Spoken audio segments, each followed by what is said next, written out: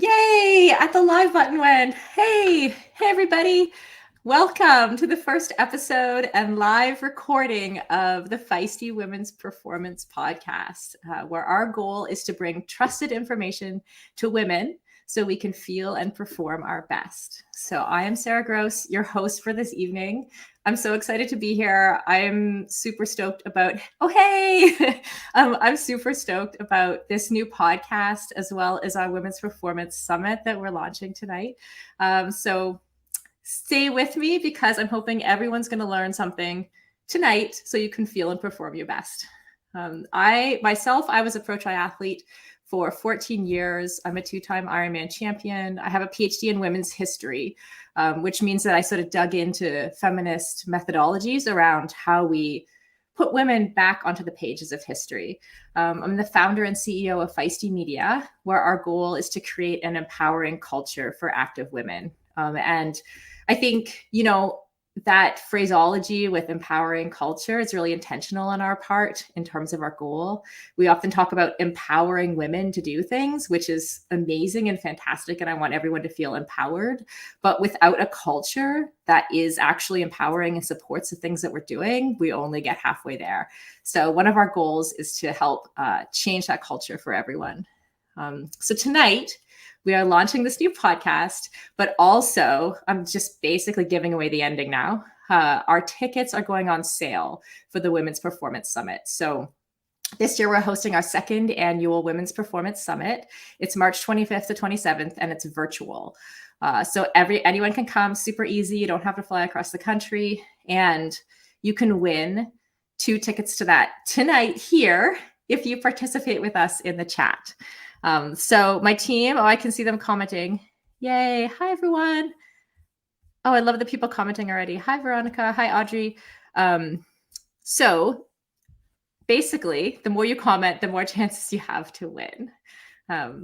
So could everyone, first of all, who's here tonight, could everyone tell us who you are and the ways in which you are active in the world? That's what I want to know. So whether you walk or go to CrossFit, or whether you are the Ironman world champion, we want to know. So let's see what else is going to happen. Okay. If you don't happen to be the lucky person who wins 2 tickets to the summit, we do have a early bird code that is going to be available to you for 4 days to save $50 on the annual pass for the summit. So everyone who's here tonight is going to have access to that. Yay. Hi, everyone. I'm excited for this podcast too, Shannon. Yes. Okay. So one last thing before I bring my guests on. I know we did this last time. Was anybody at the Women's Performance Summit last year? Anyone who was there? I don't know if you remember, but I'm going to call myself out on this because we actually announced that we were launching a new podcast then, which is this podcast. So 10 months later, here we are. We had the idea then, and we finally got our ducks in a row and are launching the podcast. So if at that time, if you subscribe to the Feisty Life podcast last year, that's the same podcast, but now it's called Feisty Women's Performance. So go to your podcast app, type in, search Feisty Women's Performance, and look for this picture. I can't do a photo shoot for shit. So you just have to get me laughing and take a picture. So that's why we have this picture. Yay. And subscribe to the podcast because this episode will come to you on Wednesday if you want to share it with your friends. And then every episode after that will obviously come straight to you on your podcast app. Okay. Where is everyone? Hi. Yay. Nancy from South Jersey. Fantastic. 72-year-old cyclist. Tony, welcome. This is the teaser, Brenda. Yeah, the teaser's been in your podcast app for 10 months. Apologies for that, but here we are. Better late than never, right? Cyclist, hiking. I love it. We do need more info for women, Shannon. I totally agree with you. Okay. Well, welcome, everyone. I'm so glad you're here. I'm going to introduce our tonight's panel now. First up, we have retired Army officer, former USAT committee member, triathlon coach, and our Feisty community innovator, and actually general bringer of hilarity, I would say. No pressure, Jamila. Jamila Gale Eggins. Hey, welcome, Jamila. Hey, so thanks. Now I feel like I have to bring it. Like You definitely do. I was like, oh, how's she going to feel about bringer of hilarity? I do my best. Yeah, you do. You do well. Okay, our second panelist is a pioneering researcher, innovator, and entrepreneur in the women's performance space. She's the co-author of Roar and Next Level, which is a not so secret book that's coming out this year. She sells her online courses at drstacysims.com, and she speaks frequently to audiences around the world, although mostly virtual the last couple years. Dr. Stacy Sims. Hello. Hey, Stacy. How are you? Welcome. Thanks. Good.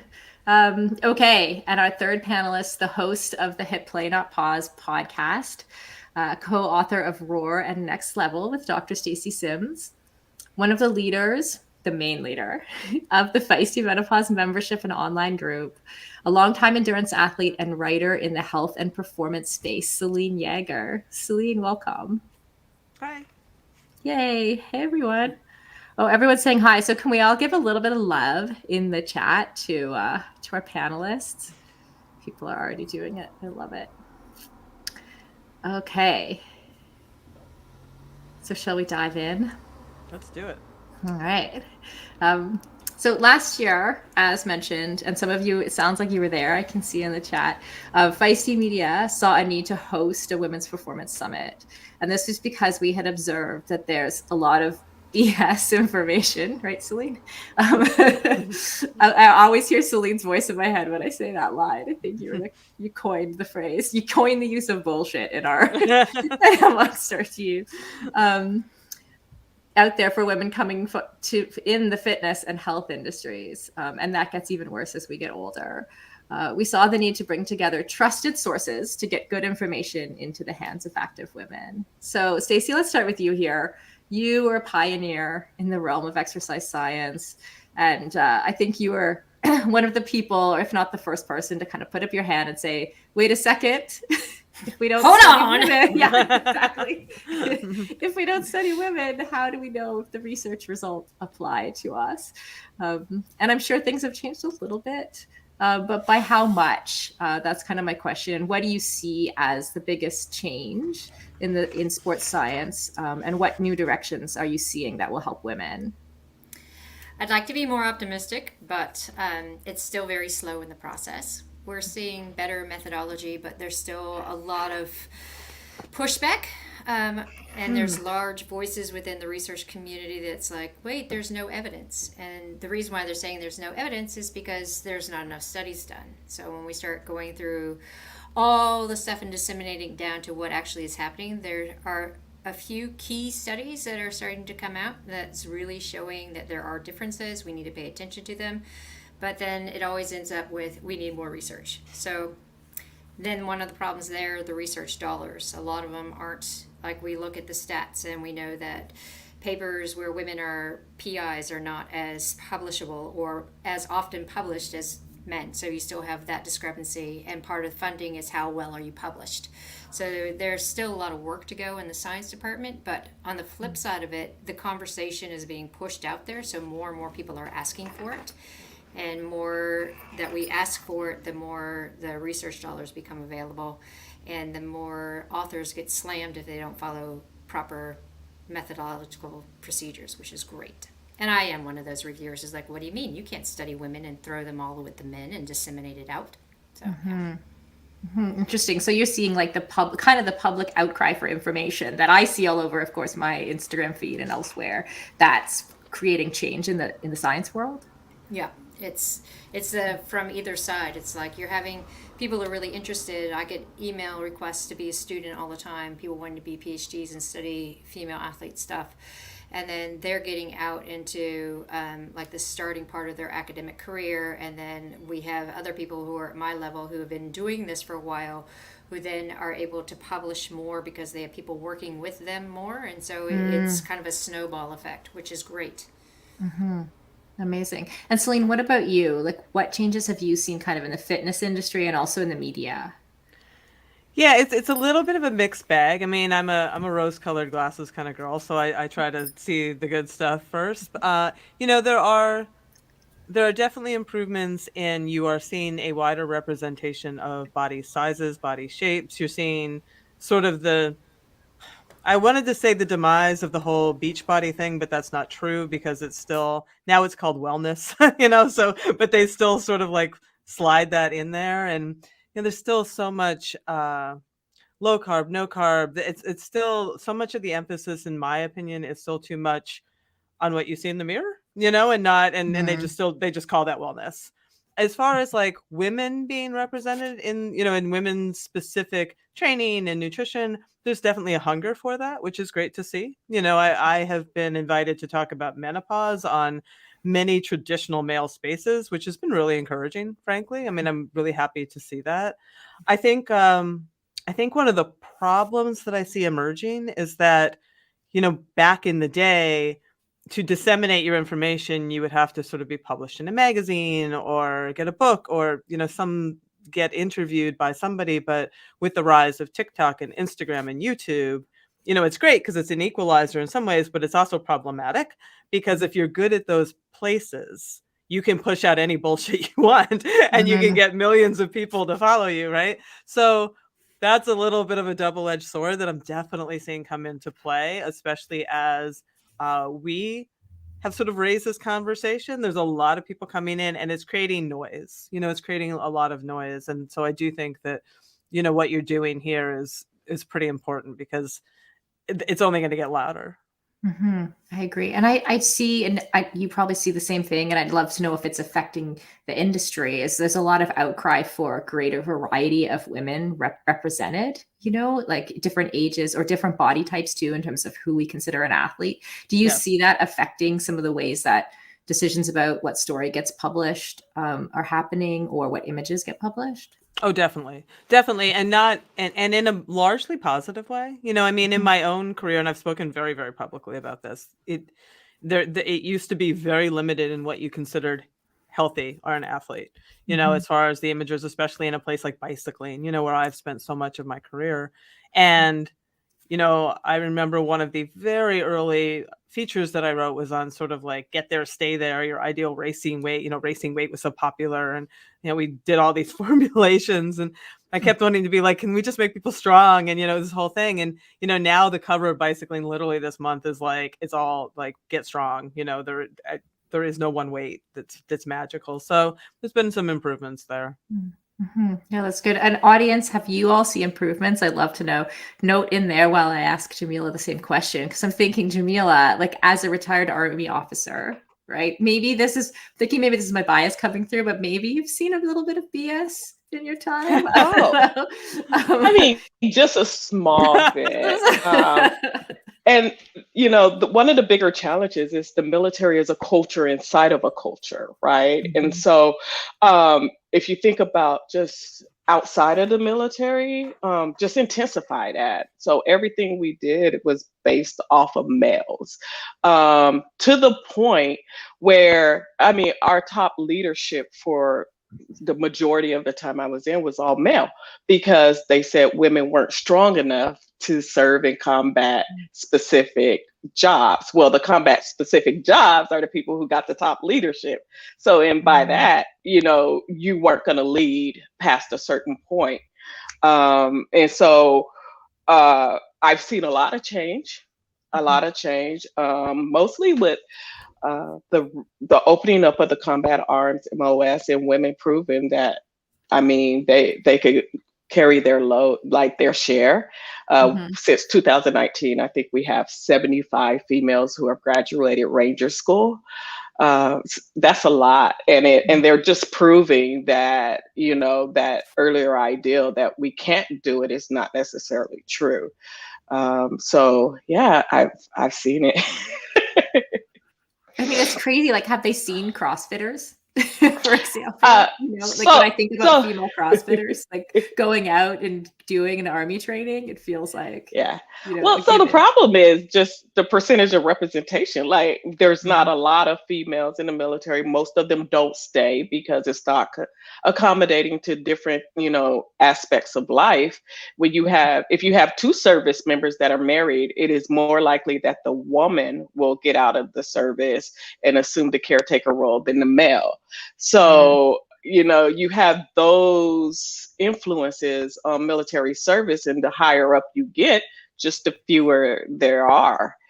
So they're there. Like I know lots of badass, women. And I also know badass women who made the choice not to stay in that type of culture and environment. So. Interesting. Yeah. Folks are saying at home, that I've seen that too, like that strong is the new skinny. Now I'm just reading between the lines of the comments, but there seems to be a general trend to that kind of more positive messaging. Still lots of fake acceptance and for show equality. That's true. Julie, I now lift heavy shit at age 53 and feel stronger than ever. Yeah. I can definitely relate to that. Like I was a pro triathlete for 14 years and I feel stronger having taken up lifting as part of CrossFit, right? Like it's the things we never knew, right? Which I probably should have done all along, but there was no research to show that. So, all right. Okay, so we're calling this new podcast the Feisty Women's Performance Podcast. And the word performance, I've heard this already from folks as we've kind of been building up to this launch this week. Like it's often associated with elite athletes, but we're defining performance as something that every woman deserves to have. So Jamila, I want to ask you this first. What does it mean for you to focus on performance in your life? Oh man, so many things, but I guess the question is this, all that I have? Is this where I want to be in this space? And so I think a lot of us just accept, I can't lift, I can't do this because you don't do it. And so kind of challenging the question and answering the question, like, do you want to lift more? Do you want to get better at this? And then spending the time doing it. It's intimidating, right? To go into the gym for the first time and not know how to use the equipment, and the fear of like everyone's you feel like everyone's looking at you, but if anybody lifts, no one's looking at you. They're all in the mirror critiquing themselves. But so for me, it's in all areas, right? Is this it? Like this whole thing that we're doing now started with a question. Like, you don't have to accept the status quo. You don't have to accept that, the space that you're currently in is where you have to stay. And if there's another direction you want to go, regardless if there's representation there or not, like start asking those questions, start taking those steps, and improve in that area. And so I was very scared of the gym 3 years ago. And then I went on to actually love the gym. I love the gym. Almost as much as I love the other three sports. But it started with a question like, why don't you lift? Why don't you do more in the gym? Yeah. Yeah, it's interesting too that you brought up first, like when you started talking about strength training, the first thing you're talking about is your comfort level in the gym. And I think that's an experience that a lot of women have to different extents or in different ways, like how comfortable we feel in the space. It's like the first barrier before we even get to the science, or how we lift or how we're including lifting into our programs. So that's why we like to talk about things like in a multidisciplinary way, which we will talk about a bit further down. Yeah. Well, and just one more thing, like we're marketed that we don't go to the gym, right? Whenever there is someone working out in the gym and it's not a female. And so you have the dumbbells at home on your Peloton, and that is your strong box. And then the rest of this is marketed to the males. And so it's hard to see yourself in a place when every time you turn on the TV, like the workout for you is in your home. Like you have to stay home and you can only work out within these, confounds or these constraints. Mm-hmm. Interesting. Celine, the Hit Play Not Pause community, we found this massive group of women in their 40s, 50s, 60s, some even older, and myself included too. And we're simply not willing to kind of like lay down and die, if you will. What does it mean to continue to focus on performance as we age? And what does that mean for you too? Well, I think it's the recognition that performance is for life, right? I mean, I remember there was a point at which I was like, am I going to do this forever? And then I was like, well, why can't I do this forever? I think that we've always thought of athletes as having a finite career because you can't stand on top of the top box of the world forever. I mean, that has a shelf life, but most of us we're recreational lifestyle athletes, which means that we can pursue this as long as we want to. And, I see that in the audience that they're still super engaged. They still want to pursue things. And when you look at it for the long game, a lot of times you want to shake things up and you want to try to do different things. And performance for life is all about that. It's about looking at like, do I want to keep doing the same races over and over? Maybe not. Maybe I want to try CrossFit, or maybe I want to take up, yoga, or try these other things. And it's just having the curiosity and the engagement and the belief that you can. And it comes back to representation too. That's that when we started Hit Play Not Pause, I think the biggest thing that we did was like help all these women see each other. Mm-hmm. Yeah, totally. Stacey, I'm going to come to you, but I want the audience to let us know, what does it mean to focus on performance for you all? A lot of people are answering already. I see people that do HIIT training, the recreational lifestyle athlete. I think we all deserve to feel good, but I've been thinking lately too about how you, like sometimes if I stop doing something, I recognize as I age, and if I stop doing something, it's going to be harder to come back. Right. And then trying to frame like, okay, with that in mind, what do I want the future to look like? So I actually want to be able to do like lots of fun things, right, in the future. So how much variety of stuff do I have to continue to do, whether that's in the CrossFit gym or elsewhere, to keep me in that place where I can keep doing all of the things. Stacey, I know you're like a super active person personally. When I went to New Zealand, she almost killed us on the Stacey Sims training program. What are your thoughts like for yourself personally about keeping active as you get older? I do it because it's my own space, right? And I've been doing something since I was 13. And now I just want to be able to do adventures. Like Jera, my daughter's gotten into surf lifesaving, and it's a sport that's not really there in the States. I don't grow up with it, but they grew up with it here. Every Sunday morning you go to Nippers at the beach, you're learning how to go in and out, you're on the board, you're learning to surf. And people are like, why aren't you doing that? I'm like, okay, but it's a challenge, it's an adventure. So now everything I do is like, how can I beat her? Right? So I had to be strong, I had to be able to balance. I'm learning to jump up on the surfboard, catch a wave, that kind of stuff. It's totally not in my wheelhouse. So being active is not so much as how am I going to be able to race my bike? Because those times have sailed. Like, I don't have the drive to be competitive bike racing. I have the drive to get up the hill as fast as I can and see if I got a Strava segment. But that's about the extent of competitiveness. But now it's, how can I be strong to do all these other new adventures that come? Because I want an adventure every day. And that's how I view it. Amazing. Yeah. Someone's saying, continue to race tries and road races injury-free. I like that, Christine. Challenging myself and continuously learning. Amazing. All right. Okay, so on this podcast and at our Women's Performance Summit, we're going to talk about performance in 4 pillars. So that's physiology, nutrition, mental health, and culture. And I truly believe that like we need to take that multidisciplinary approach to performance. So Stacey, at our Menopause Summit last year, you gave an amazing talk about, it started with like an overview of the historical and cultural factors that affect the approach then that is taken in your world of research on how we how we see research about women. So can you tell us like how you see history and culture affecting your work as a researcher? Yeah, and it's not just the research angle, it stems from everything. It's like I was having a conversation on an earlier podcast I was on today about how the patriarchy has kind of shaped how we are supposed to perceive ourselves with regards to performance, like you were talking about earlier, like being in the gym, how uncomfortable you are in the gym.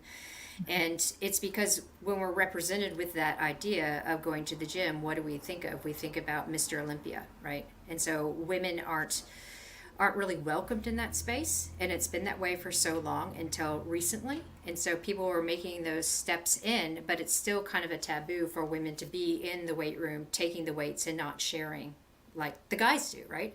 So we look at how everything is, the vision and the scope has always been viewed.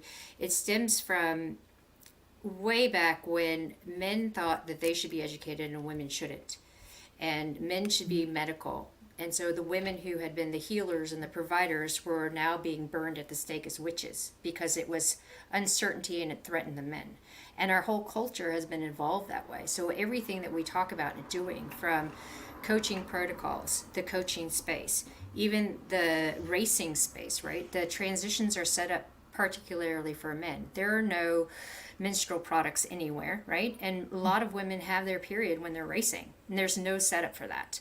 There's no setup for women who might not want to get changed in front of everyone in a transition tent because of cultural aspects, because it hasn't been anything there for, like, it hasn't been the conversation in the male environment. So we take that forward into even my space, the research space. Yeah, so maybe we do have scientific design and methods that take into account the menstrual cycle. Maybe that's set up. But then the tests themselves are still based on male protocols, like the Wingate test, which is typical for looking at anaerobic performance in people, but it's just done on men, and the protocol is done on men. If we think about some of the VO2 max tests, the scaling and the increments still based on men. So none of the actual protocols have changed yet. So we really need to think about, okay, how is this applicable to the energy systems that women use? And people are like, but what do you mean? I was like, well, women fuel differently than men during exercise. We have less creatine than men. So our ability to do the short power stuff is different from men. So we have to look at those particular test protocols in order to get adequate data. And so when we're looking at how patriarchy scopes everything, until we can break out of that complete male lens and really disseminate it down, not only to scientific design, but the actual protocols that we're putting in, this is where I'm like, we still have a long way to go. Because when you say something like, well, coaching hasn't caught up in 20 years, but now people are starting to do menstrual cycle coaching, but they still put it in the too hard basket, and they might just say, oh, track on Garmin, but that's not really doing anything. It's not telling you anything specific about your female athlete. It's just saying, yeah, she has a period. So there's a lot of education that still needs to happen to be able to break that historical and cultural infusion that has happened in so many of the ways that we operate. Yeah, what you're talking about is actually crazy if you think about it. like the actual protocols of the way that we test VO2 max, as in like the maximum, like someone's maximum aerobic ability, a human, are like not designed for women. So like we actually don't have proper evidence on any. It's like it's encouraging in a way because it's like, oh, look at how far we have to go. Like if you feel like your training's not working, right? Or if you feel like there's something amiss, or that you, like I do a little bit, feel like I look forward to a next generation that's going to have better information than I did during my pro career, you know? Yeah. And it encourages me that like we can even help bridge that gap between performance between men and women too. Like right now, this kind of this standard acceptance that men are going to be a certain percentage better than women at certain different percentages with different types of things, whether you're doing strength or aerobic or whatever. But like, I think we can start to really bridge that in bigger steps once we start understanding like how to test and improve female physiology. So it's like to me, I mean, I don't know. And I'm like, I'm at this age and I'm talking about this, and I need younger generation to come and push it. Right, because still, like, people are like, well, what do you mean? I just did the Bronco test, which is standard in rugby to test how powerful you are. And I was like, but if you look at the Bronco test, that doesn't work for women. Well, what do you mean? We always use it. And I was like, but, and so it's those conversations still where people are so tagged into this is how we've always done it, but we're trying to accommodate women. And so it's trying to get people to understand it's not just menstrual cycle.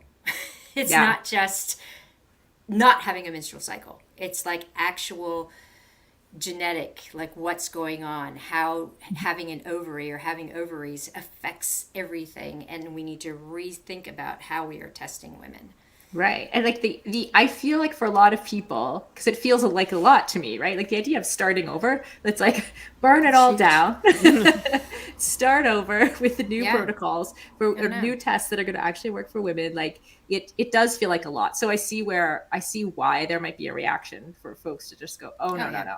How we do Yeah. it is fine. Like it's Yeah. always worked. I can't be bothered kind of thing. Yeah. Where if someone were to go, here is a couple of $1 million for research funding. What study you're going to redo? I'd be like, I'm going to redo them all. Just start with like the simple aerobic tests that we do. Yeah. So even the ones we do in the lab, like ventilatory threshold, that's not accounting for menstrual cycle or not having a menstrual cycle, knowing that that changes across hormone perturbations. So there's all these things that I'd like to just redo. Yeah. Yeah. So anybody out there has millions of dollars who wants to Right. fund female-specific research? We're here for it. We have an excellent researcher ready to lead the charge. Celine, back to our original question, like why do you think it's important to look at performance through a variety of lenses? Oh boy. I mean, we talk about that every week on the podcast, honestly. Because performance is so much more than can I run a 7-minute mile? I mean, it's like it's how do you feel? It's how you're relating to your body. It's how you're relating to what performance does for you on a mental level, on a physical level. I mean, and it's like everything that you've said. It's performance is such a broad topic, and when you view it narrowly, that's when you start dropping out. And that's what we see in our audience, right? Like, as soon as you hit a point where things aren't working the same way, or maybe you don't see people of your demographic, then you're just like, okay, this is not for me anymore. I'm not a performance person. And you have to like broaden that scope to be able to see yourself and to enjoy yourself, frankly. What about you, Jamila? Why do you think it's important that we look through a variety of lenses? Well, just to piggyback off of what Celine said, in the triathlon space as a African American woman, like there wasn't a lot of representation.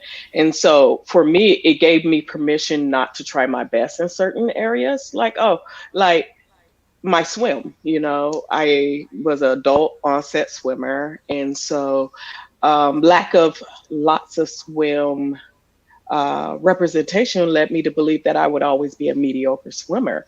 And it's not even just, the cultural aspect of it. It's when you start, right? And so I'm a late adult swimmer, which means I'll never get good at swimming. And that was the bias that I had, and it's not true. And so I just think that, there are certain areas where culturally it's like, oh yeah, you should be great at basketball. You should be great at these sports where you fit in a small space. I was told I should be a sprinter. And I was like, but I don't like sprinting. I like long distance running. And so then that kind of caps what you're willing to go out and try and what you're willing to go out and give your best to. And I think that, you deserve an opportunity to give your best at whatever drives, like whatever is your passion. And it shouldn't be skewed by, not having representation in that space and not being able to see someone perform well from your culture, your background, your upbringing, like all of those different areas. So yeah, I culturally, I think is the biggest part. We talk about how different cultures, women's roles in different cultures, and how it's not even permissible in some places for you to be outside of the home exercising. And so we have to look at all of that. And the first space is, let's just look at women, and then we can look at these different areas of it. But it won't start, and we won't get there in those different areas until we first acknowledge that, hey, women are not being served by what's currently out here in the world. Yeah. And I think we all recognize that, like, we often repeat, like, women are not a monolithic group, right? Like, it's when we're talking about, like, we are kind of identifying like women as a category, but for the number of ways of being a woman in the world, there's like 50% of the world billion, like there are so many different ways. So like actually part of the process, I think, is listening to individual experiences, especially like when we're thinking about like what Stacey just said about how like we sometimes don't even know what the wrong ways are that we're doing the science, right? Like you have to ask the question first. And the questions that you ask come out of that lived experience. Like that someone, like we built it in a way that doesn't serve us, right? We certainly built it in a way that serves more women from certain demographics than others, right? So if we listen to the women who really don't feel well served in the current structure of sport and fitness as it exists in our culture, then we're going to like start to be able to create new things. I had a feminism professor when I was in university, and I always remember she was like, if you're ever wondering, like thinking about making change on something, like just ask, who does this serve? And that's something like if you're looking at a list of rules for a game, or if you're looking at like, I don't know, I live in a group of 9 homes, like the strata council rules, like anything like that, or even the structure, like even the way your car is made, right? Like who does this serve? And then you end up with the answers. Like, I know that the gas pedal in my car is not in a position to serve women with small feet. I can tell you that right now, and I'm a pretty average sized person. So that's something that I like always use just as a lens. And I think like we need to use it too, as we're building even a podcast like this, to go, okay, to be really careful too, that we're building in a way that serves as many people as we can. So from different demographics. Sorry, I went off on a little tangent there. Thank you, Jamila. Thanks everyone for saying what you're interested in. I think it's like the overlap between all of these pillars, like the intersections are like the most interesting for me. Okay, we're promising our audience advice on how to get the best from their bodies. So I'd like each of you to give the best advice you possibly can as we launch this new podcast to our audience. Who wants to go first? I think, yeah, sure, why not?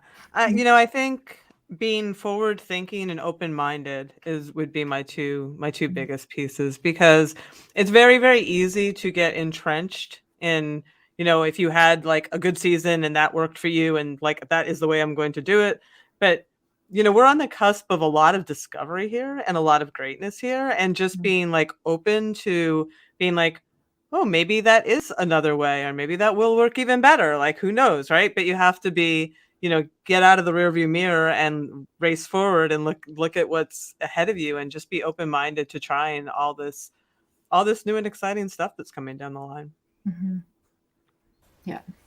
Stacey. I just add to that, like, I've worked with lots of engineers over the years in the wearable space, and they always go, well, why can't I do it this way? I'm like, the body's not an algorithm. Like, it melds and it changes and adapts to stress. So on the back of what Celine is saying, like with innovation, don't be afraid to try, because what worked for you last winter might not work this winter because your body's adapted too well to that stress. So if you're looking at what's coming out and taking care of your body and listening to it and then implementing change, who knows what your performance potential could be? Because we don't know what women's performance potential is, because there's so many new things to come out and direct us, or maybe something that came out 3 years ago now doesn't work for women. So it's just really paying attention and understanding that science is ever evolving, and that we aren't linear. We never have been. I love that. Okay. Can folks, if anyone has questions for our amazing panelists, write them in the chat box now. There's a bit of delay on here, so I want to have them when we're done hearing Jamila's great advice. So I saw a quote and it said, be brave enough to suck at something new.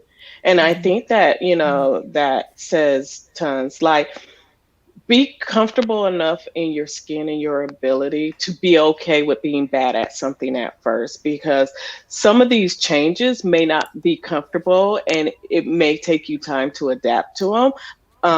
And you need to give yourself that space and that time. We're doing the group coaching with Feisty Triathlon, and we're like, hey, don't start moving stuff around the first month until you get a baseline, Oh, like because within you're the trying. week, like Yeah. move it. Like, first day, just move your entire training plan. But be okay with, hey, this may suck, right? I may not be good at the slow, long runs, but I know I need to do them. And when you give yourself that permission to be bad at it, then you can actually see the results of following the plan as it's laid out, instead of trying to force the fast days, trying to force the heavy days. Like, sometimes you just need to go slow. It's okay. Mm. And that's what I have. Thanks, Jamila. I'm hearing a strong theme of like listen to your body because sometimes even the experts don't know, right? Yep. Yeah. Okay. Kristen has a question. Where does the most of the funding, research funding, come from, and how can we influence that? So there are lots of different avenues. Like there's industry research, there are government grants, NIH, putting a hand up now. There's new calls for looking at menopause and perimenopause, but not in the active women's space. So really, if we're looking at small pots of money, industry, like pushing industry to fund more projects. And then that can feed forward into the NIH going, oh, okay, well, now there's all this stuff coming out in the active population instead of just looking at the pathophysiological aspects of menopause. Let's look at what the active woman goes through. So we start small and push our way into government funding. That's the best way to get funding dollars. I'm even thinking, there's a movement now for like more VC funding to go to women's medical products or things that are coming out of that research. So I think we're going to continue to see that. Like we've recognized that there's a gap, and when there's a gap in like research funding products, like whatever that is, where there's also an opportunity, right? And there's also like it can, innovation then can, what am I trying to say? Snowball on itself. So I think we're going to see a lot more of that. The one caveat I want to put out there, because a lot of people don't understand industry funding, when a company funds your research, that does not mean that you're beholden to them and the results. People go, well, how is this not biased? It was funded by the dairy board. It's like, well, the dairy board gives you money, but they aren't telling you how to do the science, and they don't have an embargo on your results. And if something comes out that they don't like, it's too bad. It's like, as a primary investigator, I can go back and be like, I'm publishing this anyway. So a lot of people misconstrue what industry research means with regards to the results. A proper researcher who is wanting to do sound research doesn't let where the dollars come from influence what they're doing. Yeah, that's a great point. Okay. What are some techniques you use to give yourself permission to rest? We're always so used to pushing. Who wants that one? I just did that today. Oh. Yeah. No, I mean, I think the biggest technique I use is to view it as a training day. Like rest days are training days. So like, what do I need to optimize my performance? And today I made sure I got like really good nutrition and good hydration, and I did some yin yoga and like really went through a mobility session. I'm like, I'm stoked. I did a really good training day. It's just viewing it through that lens, because it is training. It's the most important piece of training you probably do. It's like shifting the narrative on that. Jamila, did you? Absolutely. Create a plan, just like what Celine was saying. Like, don't leave that day blank and leave your mind to wonder what to do. Go into your rest day with a plan. Look at your schedule after the rest day. Okay, this is what I have coming up. Let me stretch. Let me do these different things to prepare for those hard sessions. So just use it as a day. Get your equipment ready. Get yourself ready. Make sure you have everything that you need to go forward and do those other hard training blocks. Great advice. Yes, I might be the odd one where I really, really enjoy high intensity hard work. And I know that if I don't rest, then I can't do it well. And I'm like, okay, I need to do this so that I can go kill that interval tomorrow. So my rest day yesterday was zorbing and mountain biking with my family. Do you guys know what zorbing is? No. Oh my God, it's hilarious. It's this big, huge plastic ball, and they're using the Old World's mountain bike course that's in Rotorua. And so you get into the inner part of the ball, and it's filled with water, and you roll down the hill. But the inner ball moves. It stays stationary while the outer ball moves. So you don't go upside down. No, but you're sliding around everywhere, and it's like a movable slip and slide. And so they had one that went straight down, they had one that went around corners, and then they had one that did drop-offs. So you're like, boom, boom. And it's kind of terrifying and really fun at the same time. So you control it in there? Like, are you steering? You can control the speed. No, you don't have any. You can push really hard and run in it, or stand up and push it forward to go faster, or you try to brake by sitting backwards, but there's really no control inside. You're just going all over the place with water. Okay, I have a new goal for 2022 right now. We got to try that. Yeah, that's what we're doing. Yeah. Do they have it in Boulder? They might. You have to look it up. Yeah. Lauren's asking, will there be a menopause summit in 2022? Yes. We have tentative dates, but they might change, so I can't say them yet. But we'll announce that soon. We'll announce that soon. The fall. It will be the in fall. The fall. Yes, it will be in the fall again.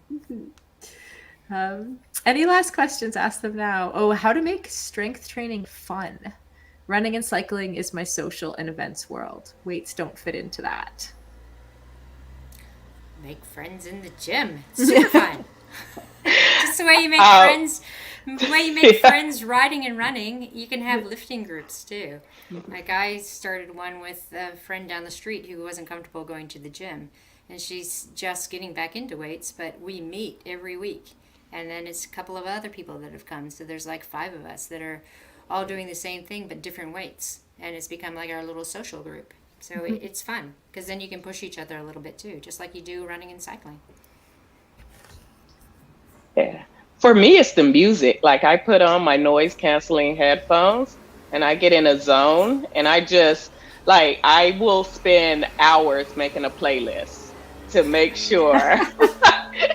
And it's the only time I'm not in the car, I'm not in the house, no one's talking to me. Like everyone's in their own space, and I can really just kind of focus in on my music and myself, and that's my peace.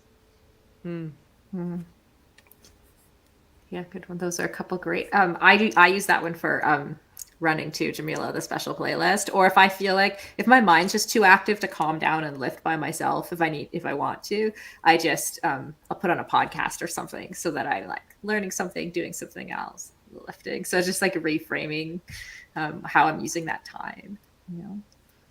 Thanks for the question, Lynn. How did Feisty begin? Is that, maybe I should answer that question? How did Feisty begin? Oh man, I think, you know what, like, how would I answer this quickly? I think like Feisty began with bringing people together, right? So first we started doing like live coverage of the pros in Kona, and we were like, oh, we're going to create some media for women in triathlon. Let's start there, because that's where I was situated. Right. And then when people came to me, like when we had Stacy speak at our Outspoken Women in Triathlon Summit, and we were like, Stacy's message needs to get out into the world. And Stacy's like, yeah, it does. You always like start to go down that road. Like it's when we made the goal of trying to shift the culture and try to shift that cultural paradigm and make it more empowering. Like there's 6,000 ways you can get to that end. And so when people have kind of joined us, like Celine, Jamila, like both in this category too, it's like, okay, what are your ideas about how we do things? And we talked about this before, Celine, about whose idea the podcast really was. I still swear it was yours, but what do you want to talk about, and how do you want to make a change? So then we have the Menopause brand. So I think it's just evolving in that way.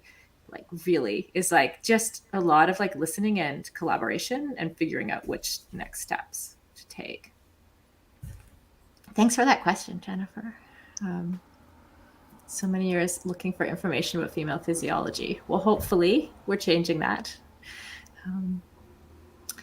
Do you all train according to your cycles? That's a great question. Yeah. Totally.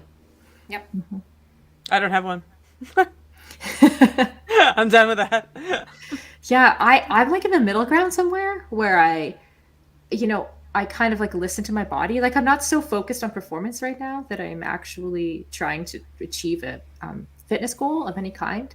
So instead, I just kind of take the information that I know and just use it like on a day-to-day basis. Like right now, like I don't really get a period because I have an IUD, but like I know that I had my period right now. I know when it is, and then if I'm having an off day on a day that correlates with an off day in my cycle, I kind of know it. I acknowledge it. I use that knowledge to feel okay about whatever happens in my session, good or bad, or to know when I'm supposed to go strong. But I don't necessarily like track and have tons of evidence, whatever. I just find it empowering to know that information. What about you, Jamila?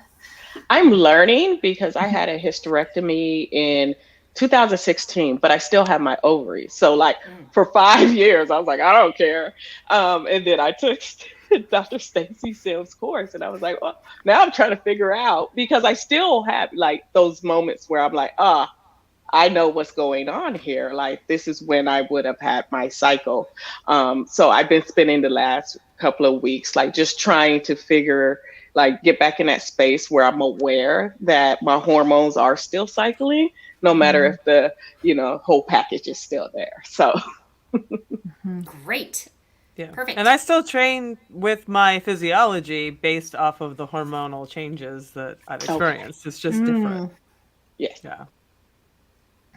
Interesting. Okay, Melanie. Thanks for your question, Melanie. I have trouble knowing for sure how to listen to my body. How do I know when I really need to rest or if I'm just being lazy? You're not being lazy. Yeah, that was my reaction too.